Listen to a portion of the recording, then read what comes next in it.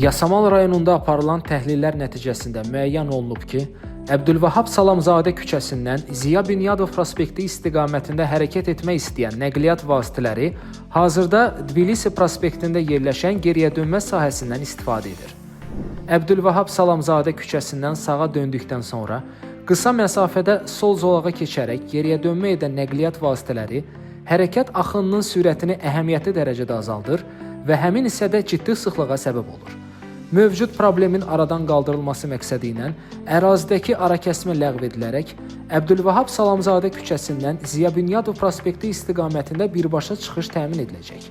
Bununla da geriyə dönmə manevrlərinə ehtiyac aradan qalxacaq və hərəkətin axıcılığı yüksələcək. Layihə çərçivəsində Tbilisi prospektinin Əbdülvahab Salamzadə küçəsi ilə kəsişməsi işıqforla nizamlanacaq. Eyni zamanda piyadaların rahat hərəkəti üçün təhlükəsiz keçid imkanları təmin ediləcək.